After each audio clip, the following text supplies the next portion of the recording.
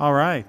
Well, we've begun some of the restoration and flipping on this waterfront house, and we've run into a few things. Since we're doing restoration, I kind of wanted to share some of the things we've run into and what we've been able to accomplish. As you look up above, you can already see that we've not done any finishing. So anything we've removed and put walls back, you can see is in brick. So we started. Let's go ahead and walk on in. Looks like it's late afternoon. If you remember, all of the rooms were kind of in a labyrinth of a hallway. There were so many different doors. And what we did is we went ahead and we just opened it all up. Remember, the stairs were in the middle, and this is one of the things we talked about. We thought, we'll put the stairs over to the side, which will kind of open up the whole area. So that worked out fairly well. I think it's looking really good. We're going to put the kitchen here. We've already put together a bathroom. Would you like to say anything about this, Andrea? That's one nice bathroom. That's great. And what is this? Let's see. This is That's a bedroom. a bedroom. I've got some scaffolding out there. You'll see why later. And then we went ahead and put the laundry room again underneath the stairs, but in a little bit different area. So that's working really well. We did run into one problem. If we go here to demolishing, you can see we have this support beam. It's really not needed, and we didn't want it here. However, right here is a block.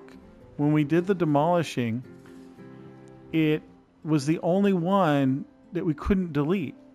There's like some kind of bug where this is an undeletable block there. So A floating block. yeah, it is. So I decided to just make it a post right in the middle of the floor, which I think will still work. It's not too bad. Then over here, we worked on I actually had to put two different stairs together because of, I'm trying to remember why. Well, anyway, we did. And that was a little tricky to get the same steepness of the stair in both blocks. And then we built out a little bit. And we opened this up a little bit. This used to be a room, if you remember. And there was this very skinny area.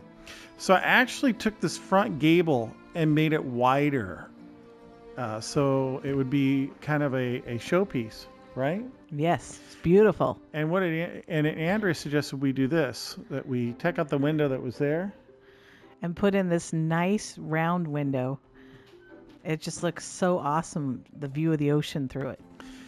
And then we've got this loft here, which is kind of nice. I mean, it opens the area up, right? Rather than feeling so claustrophobic. Yes. Now we have one bedroom downstairs. And we have a bathroom downstairs, but we wanted this to be the main area, and we wanted more than, say, 2 bedrooms. We have a master bedroom, and we have the bedroom downstairs, so we wanted one more bedroom, and that means at least one more bath. So this is what we're thinking here. And then also another bath for the main bedroom. So that's what this is. So we really moved these things around.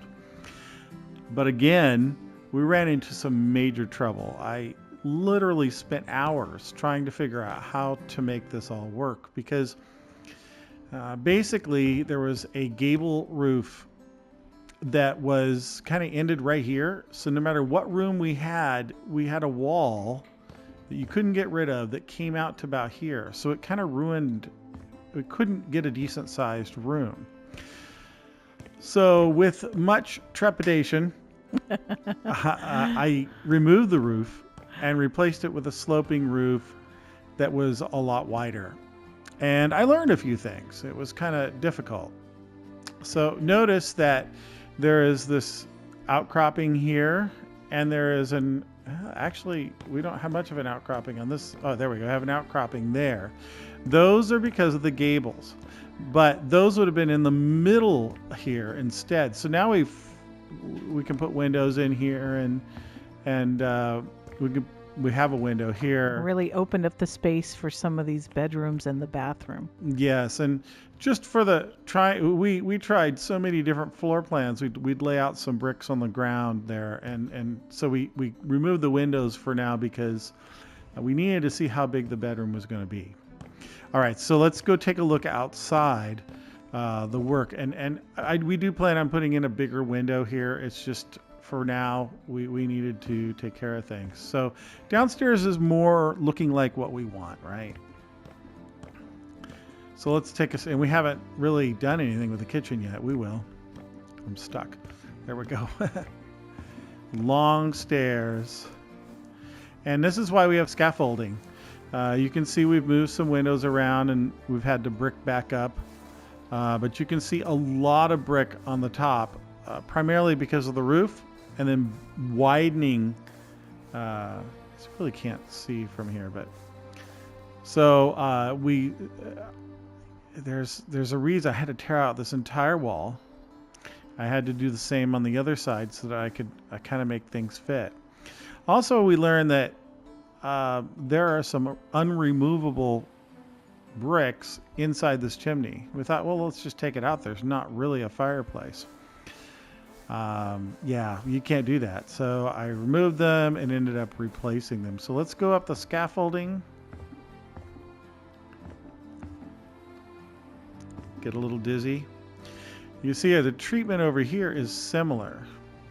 Let's hop to the front. Hopefully I won't fall, but yeah, there you go. There you go. Ah, maybe I'll go the other direction. In fact,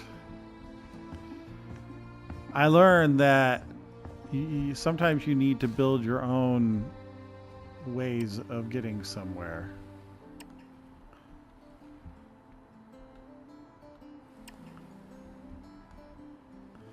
And remove them later. Now this will allow me to jump up, see? But let's take a look at this side real quick. So I did remove this gable here too. I think the only way I can get down here, because apparently if it's part of the original, you can't change it. But you can put a new one on, and that's what I did. That's why it's all brick. And I widened it.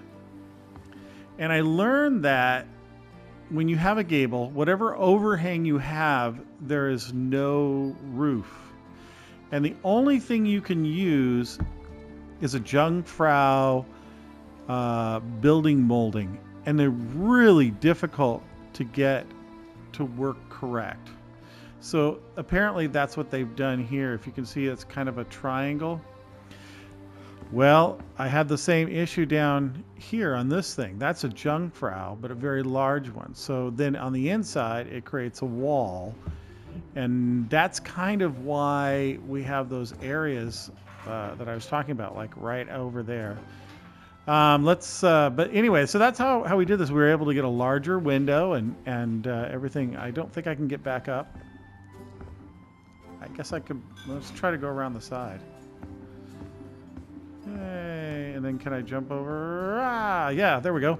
Okay, well, I mean, the same was true here, but I had a lot of trouble getting in there because actually it doesn't look like it's lining up. So I'm going to have to actually adjust that, but we'll figure it out. Up inside the rafters above the roof are more blocks that you cannot remove.